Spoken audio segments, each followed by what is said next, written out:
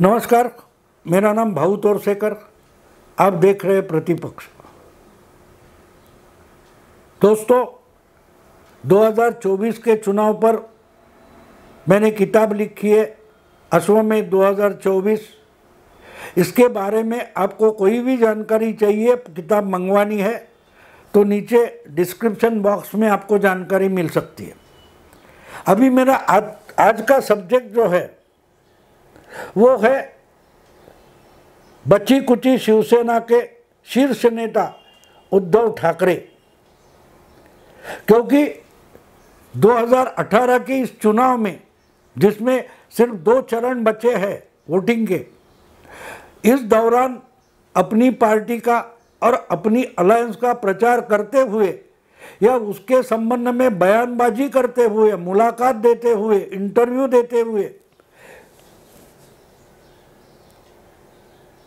उद्धव ठाकरे जिस तरीके से बयान दे रहे हैं, बातें कर रहे हैं, भाषण कर रहे हैं, वो अगर हम समझने की कोशिश करें तो समझ में कुछ भी नहीं आता। क्योंकि वो किसी भी तर्क के आधार पर बात ही नहीं कर रहे। बस सिर्फ बीजेपी, एकनाथ शिंदे, अजित दादा पवार या बीजेपी या प्रधानमंत्री या गृहमंत्री अमित शाह, इनके लिए गालियां देना, इसके सिवा उद्धव ठाकरे और कुछ बात कर ही नहीं रहे। बस गालियां देते रहो। हर दिन ढूंढ ढूंढ कर कहीं से नई गालियां लेकर आते।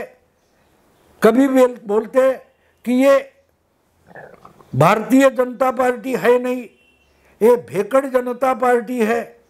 एक दिन बोलते बेशरम जनता पार्टी है, एक दिन बोलते कि भाकड़ जनता पार्टी है। यानी जितनी गालियां ढूंढ ढूंढ कर निकाल कर दे सकते हैं, वो गालियां वो हमेशा देते रहे और उसमें कोई नई बात नहीं है। 2019 के विधानसभा चुनाव के नतीजे आने के बाद इनको अचानक सपना आया कि लोकसभा, 5 साल पहले की लोकसभा चुनाव के पहले जब उन्होंने बीजेपी के साथ फिर से गठबंधन बनाया, उस वक्त बंद कमरे में अमित शाह ने इनको वचन दिया था कि आपको भी 2.5 साल के लिए आपकी पार्टी का मुख्यमंत्री बनाया जाएगा। अब ये वचन दिया था, तब वहां 2 ही इंसान थे, ऐसा उद्धव ठाकरे का कहना है। 2 इंसान माने अमित शाह और उद्धव ठाकरे, तीसरा तो कोई नहीं था। इसी कारण से कोई साक्ष्य नहीं दे सकता कि भैया असली में अमित शाह ने ऐसा कोई वचन दिया है या नहीं दिया है। लेकिन इसमें एक बात, अगर वचन दिया है तो उसकी पूर्तता होती है या नहीं, ये हम चेक कर सकते हैं। क्योंकि फरवरी में अगर वचन दिया है और अक्टूबर में अगर बार बार प्रचार सभा में अमित शाह हो, नरेंद्र मोदी हो या देवेंद्र फडणवीस हो, ये बार बार बोल रहे हैं कि चुनाव के नतीजे आने के बाद शिवसेना बीजेपी की सरकार बनेगी और मुख्यमंत्री देवेंद्र फडणवीस रहेंगे, तो बात साफ है कि बीजेपी ने ऐसा कोई वचन दिया ही नहीं होगा। अगर दिया होता तो वचन भंग मानकर उसी मंच पर बैठे हुए उद्धव ठाकरे अमित शाह को रोकते, मोदी जी को रोकते, देवेंद्र फडणवीस को रोकते। लेकिन उद्धव ठाकरे ने कभी भी उसमें अड़ंगा नहीं डाला कि आप गलत बयान कर रहे हो, आप अपने भाषण में गलत बात बता रहे हो, अगला मुख्यमंत्री देवेंद्र फडणवीस नहीं होगा। आधे समय के लिए शिवसेना, आधे समय के लिए बीजेपी का मुख्यमंत्री होगा, ये हमारा एग्रीमेंट हुआ है। ये बात उद्धव ठाकरे ने उसी मंच पर बैठकर भी कभी नहीं कही, ना प्रेस कॉन्फ्रेंस में कही, ना चुनाव का मतदान होते हुए बताई, ना कि मतगणना के टाइम बताई, ना कि नतीजे पूरे होने तक बताई। मतलब साफ है, ऐसा कोई वचन अमित शाह ने दिया ही नहीं। चुनाव के नतीजे पूरे होने के बाद और बीजेपी अपने दम पर किसी और की मदद लेकर सरकार बना नहीं सकती, ये जब सिचुएशन दिखाई दी तब उद्धव ठाकरे ने ये कहानी बनाई और शुरू हो गया झूठ कहने का सिलसिला। रोज के रोज झूठ बोलते गए कि जो वचन दिया था वो पूरा नहीं कर रहे। अब दूसरा झूठ देखिए, अगर मानो वचन दिया था तो बीजेपी ने इनको मुख्यमंत्री बनाने से कब इनकार किया था? नतीजे आने के बाद 25 फोन देवेंद्र फडणवीस ने मातोश्री पर किए, उद्धव ठाकरे ने एक भी फोन उठाया नहीं। तो आपको मुख्यमंत्री नहीं बनाएंगे, इसका पता कैसे चला? कम से कम बीजेपी का कोई नेता, देवेंद्र फडणवीस, अमित शाह, उनको बोलना तो चाहिए, और बोलेंगे तब जब उद्धव ठाकरे फोन उठाएंगे। लेकिन उद्धव ठाकरे एक भी फोन नहीं उठाते और बाद में प्रेस कॉन्फ्रेंस करके बताते हाँ 25 फोन आए लेकिन मैंने उठाए नहीं। अगर आपने फोन उठाया ही नहीं तो आपको मुख्यमंत्री पद देने से बीजेपी ने इनकार किया, ये बात अपने को उद्धव को सपना आया था? कैसे पता चली कि बीजेपी मुख्यमंत्री पद देने से इनकार कर रही है? ये उद्धव ठाकरे को कैसे पता चला? बात साफ है कि ये सरासर झूठ बोल रहे, ये सरासर झूठ बोल रहे। जब पूरा झूठ सामने आ गया है, क्योंकि इन्होंने मुख्यमंत्री बनने के लिए शरद पवार से हाथ मिलाया, कांग्रेस से हाथ मिलाया, मुख्यमंत्री बन गए, और इनके ही एमएलए इनको छोड़कर भाग गए, इनकी सरकार गिर गई। और जब एकनाथ शिंदे की सरकार बनी तब से इनकी गाली गलौज चल रही है। जिससे दगाबाजी की थी उस देवेंद्र फडणवीस ने, बीजेपी ने, अमित शाह ने इनकी सरकार गिराने में एकनाथ शिंदे की मदद की। तब से ये लगातार 2 साल सिर्फ गाली गलौज कर रहे। अपनी बात सच्ची है, इसका कोई भी सबूत ये दे नहीं सकते, इसलिए सिर्फ गाली गलौज से काम चला रहे, गाली गलौज। और इसलिए इनको रोज रोज नई गालियां ढूंढनी पड़ रहे, नए अपशब्द ढूंढने पड़ रहे, और इसलिए ये रोज जो नई गालियां देते हैं इसका जवाब देना भी देवेंद्र फडणवीस या बीजेपी के नेता जरूर नहीं मानते, आवश्यक नहीं मानते। इसलिए पिछले कुछ दिनों से देवेंद्र फडणवीस ने बता दिया है कि उद्धव ठाकरे तो गाली गलौज करेंगे ही, क्योंकि उद्धव का मानसिक संतुलन बिगड़ गया है। और बिल्कुल साफ है, जब इंसान के पास सच्चाई नहीं होती और उसकी बात सामने वाले को पटाने के लिए, समझाने के लिए कोई तर्क नहीं होता, तो ऐसा इंसान गाली गलौज पर उतर आता है। और जब गालियां देना भी मुश्किल हो जाता है, क्योंकि गालियां देने के लिए हर दिन नई गालियां ढूंढनी पड़ती है, क्योंकि गालियों का भी एक स्टॉक होता है, वो अगर ख़त्म हो जाए तो नई नई गालियां ढूंढनी पड़ती है और नए नए तर्क देने पड़ते हैं। जब तर्क नहीं होते तो कुतर्क शुरू हो जाते हैं, और जब कुतर्क शुरू हो जाते हैं तो मान लो इसका दिमाग ठिकाने नहीं है, इनका दिमाग ठिकाने नहीं है। इसलिए पिछले 1 हफ्ते से देवेंद्र फडणवीस उद्धव ठाकरे का जवाब देते हुए, किसी पत्रकार ने पूछा कि भाई आज आपको उद्धव ठाकरे ने ये गाली दी है, वो जानवर से आपकी तुलना की है, ये बोला है, वो बोला है, तो देवेंद्र फडणवीस एक ही जवाब दे देते हैं कि उद्धव ठाकरे का मानसिक संतुलन बिगड़ा है। और बिल्कुल बिगड़ा है, बिल्कुल बिगड़ा है, क्योंकि ये मुख्यमंत्री तो चालाकी करके बन गए थे, अब ये चालाकी में फंस गए और इतने बुरे फंस गए कि मुख्यमंत्री पद और सत्ता तो चली गई, इनके हाथ से अपनी पार्टी भी चली गई है। भरोसे के 4 नेता और साथी उद्धव ठाकरे के साथ बचे नहीं है, तो बेचारे करे तो क्या करे, गाली तो दे सकते हैं, तो चलो गाली ही सही। और गाली देने के लिए दिमाग की जरूरत नहीं होती है, गुस्से की जरूरत होती है। राहुल गांधी गुस्से में है, उद्धव ठाकरे गुस्से में है, और जब इंसान गुस्से में होता है तो उसका दिमाग ढंग से काम नहीं करता। और गुस्सा किस पर होता है? सुनने वालों को लगेगा कि ये मोदी को गाली दे रहे हैं, ये अमित शाह को गाली दे रहे हैं, ये देवेंद्र फडणवीस को गाली दे रहे हैं, ये बीजेपी एकनाथ शिंदे को गाली दे रहे हैं। वो बात नहीं होती। जब आदमी का गुस्सा उसके काबू में नहीं रहता, उसका मतलब साफ है वो अपने पर ही गुस्सा हुआ है। आज उद्धव ठाकरे की जो हालत है वो दूसरे किसी पर गुस्सा हुए नहीं है, वो खुद पर ही गुस्सा हुए हैं कि मैं कैसी गलती कर बैठा। मैं तो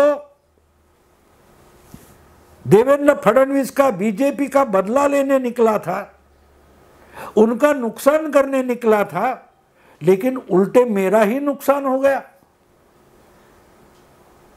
उन पर हावी होने निकला था, लेकिन वही मेरे पर हावी हो गए, मेरा ही नुकसान हो गया। मेरे हाथ से मेरे पिता ने सौंपी हुई पार्टी चली गई, पार्टी का नाम चला गया, पार्टी का चुनाव चिन्ह चला गया। ये कैसी गलती मैं कर बैठा, ये गलती मुझसे क्यों हो गई? इससे उद्धव ठाकरे बहुत गुस्से में है। उनका गुस्सा भी जायज है, लेकिन जब अहंकार बड़ा होता है तो अहंकार उस इंसान को गलती मानने को देता नहीं है। गलती दिखाई देती है, गलती मन में स्वीकार की होती है, लेकिन ओपनली मैंने ये गलत किया ये मानना पॉसिबल नहीं होता, संभव नहीं होता। क्यों? क्योंकि अगर गलती मान जाऊंगा तो मैं मूर्ख माना जाऊंगा। लोग कहेंगे अरे गलती मान रहा है तो गलती क्यों, गलती हुई क्यों, कैसे हो गई गलती, इसका भी तो खुलासा करना पड़ेगा और बोलना पड़ेगा कि मुझे तो बदला लेना था, मुझे तो बीजेपी और देवेंद्र फडणवीस से बदला लेना था, ये कबूल करना पड़ेगा। तो बदले की भावना से मैंने ही राजनीति की, ये कबूल करना पड़ेगा, खुलासा करना पड़ेगा। और जब मैं ही बीजेपी मोदी गवर्नमेंट पर बदले की भावना का आरोप कर रहा हूं, तो मैं ही बदले की भावना से प्रेरित था, ये कैसे मान लूं? ये उद्धव ठाकरे की समस्या है और इसलिए इनका मानसिक संतुलन बिगड़ा है। उनका मन, उनका दिमाग उनको बता रहा है कि तुमने बड़ी भारी गलती कर दी। तुमको विरासत में बनी बनाई अपने पिता की अच्छी खासी पार्टी मिली थी, उसका बहुत बढ़िया संगठन था। बीजेपी से महाराष्ट्र में टक्कर लेने वाला संगठन और पार्टी किसी के पास थी तो तुम्हारे पास थी, उद्धव ठाकरे के पास थी। इसलिए 2014 का चुनाव अलग अलग लड़े तो भी बीजेपी और उद्धव ठाकरे की वोट परसेंटेज देखे तो बहुत बड़ा फर्क नहीं है। उद्धव ठाकरे से भी कांग्रेस और एनसीपी का वोट परसेंटेज कम था, सीटें कम थी। अकेले लड़कर भी उद्धव ठाकरे ने 63 सीटें, 63 सीटें जीती थी। आज वही उद्धव ठाकरे अपनी पूरी ताकत, अपनी हैसियत गवा बैठे हैं और अपनी ही गलती के कारण ये पूरी ताकत गवा बैठे और उसका गुस्सा ही उनको सता रहा है कि मैं कैसी गलती कर बैठा। और इसका गुस्सा जो है वो दूसरे के नाम पर निकाल रहे। मोदी, शाह या देवेंद्र फडणवीस को एकनाथ शिंदे को गाली दे रहे, लेकिन असल में वो गालियां खुद को दे रहे कि मैं कैसा गधा हूं, मैंने कितनी भारी गलती कर दी कि मैंने अपना ही नुकसान कर दिया। दूसरों का नुकसान करने निकला था लेकिन खुद का नुकसान कर दिया। चाइना का एक बड़ा बुद्धिस्ट विचारवंत है कन्फ्यूशियस, उसका एक बढ़िया वचन है। वो कहता है अगर दूसरे किसी के लिए गड्ढा खोद रहे हो तो एक मत खोदो, दो खोदो, क्योंकि जिस गड्ढे में उसको दूसरे को, आपके दुश्मन को डालना चाहते हो, उसके बाद आपको भी गड्ढे में गिरना है, तो खुद ही गड्ढा खोद के रखो। 2019 के चुनाव के नतीजे आने के बाद उद्धव ठाकरे बीजेपी और फडणवीस के लिए गड्ढा खोदने निकले थे, लेकिन जो गड्ढा खोदा उसमें खुद ही गिर गए, दूसरा गड्ढा खोदना भूल गए। इसलिए जो खोदा था गड्ढा उसमें खुद ही गिर गए। और गालियां किसको दे रहे? देवेंद्र फडणवीस, अमित शाह और मोदी को, एकनाथ शिंदे को, क्योंकि दूसरा गड्ढा खोदना भूल गए। वो गुस्से में है। गुस्से में इसलिए है कि मैंने गड्ढा खोदा और मैं भी उसमें गिर गया, अब बाहर कैसे निकलूं? ना कोई हाथ देने वाला है, ना कोई बचाने वाला है, ना शरद पवार बचाने की ताकत रखते, ना कांग्रेस उद्धव ठाकरे को गड्ढे से निकालना चाहती है। तो वो खुद गड्ढे में ऐसे फंसे हैं और समझ नहीं पा रहे मैंने दूसरे के लिए गड्ढा खोदा तो मैं ही उसमें कैसे गिर गया। इसलिए उद्धव ठाकरे खुद पर ही बहुत गुस्सा हुए, बहुत गालियां दूसरे को दे रहे। लेकिन अगर वो नाम हटाकर हम समझने की कोशिश कर रहे तो जब जब उद्धव ठाकरे देवेंद्र फडणवीस को गाली देते वो उद्धव ठाकरे को ही गाली दे रहे। अमित शाह मोदी को गाली दे रहे उद्धव ठाकरे, तब वो उद्धव ठाकरे को ही गाली दे रहे। और अकेले उद्धव ठाकरे को गाली नहीं दे रहे, उद्धव ठाकरे इस गड्ढे में डालने वाले आदित्य ठाकरे और संजय राउत को भी गाली दे रहे, लेकिन नाम दूसरों का ले रहे। कितना अच्छा वचन है कन्फ्यूशियस का कि दूसरे के लिए गड्ढा खोद रहे हो तो दो खोदो, वरना खुद ही खोदे हुए गड्ढे में तुम ही गिर जाओगे। और उद्धव ठाकरे उसी हालत में है, इसीलिए इनका मानसिक संतुलन बिगड़ा हुआ है। फडणवीस जब बोलते हैं कि मानसिक संतुलन उद्धव ठाकरे का बिगड़ा है, उसका ये विश्लेषण है। इसलिए वो किसी तर्क के आधार पर बीजेपी के खिलाफ नहीं बोल पाते, ना मुद्दे पर बोल रहे, ना किसी पॉलिसी पर बोल रहे, ना किसी कार्यक्रम के तौर पर, ना किसी सबूत के आधार पर, सिर्फ गालियां बकते जा रहे। क्योंकि तर्क तो है नहीं, मुद्दे तो है नहीं। गलती ना मोदी ने की है, शाह ने, बीजेपी ने या एकनाथ शिंदे ने की है, गलती उद्धव ठाकरे ने की है। और मैं गलती कैसे कर बैठा, मैं खुद को सयाना मानता हूं, तो मेरे से ये गलती हुई कैसे, इसका ही गुस्सा इतना अनावर है कि इसके कारण उनका मानसिक संतुलन बिगड़ा है। एक तरफ उद्धव ठाकरे है, दूसरे तरफ भी उद्धव ठाकरे है। ये दोनों उद्धव ठाकरे एक दूसरे को गाली गलौज कर रहे हैं।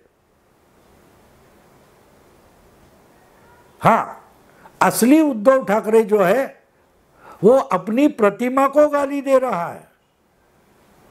और जो प्रतिमा है, अगर आप पूछो ये प्रतिमा किसकी है, तो बोलते वो मोदी है।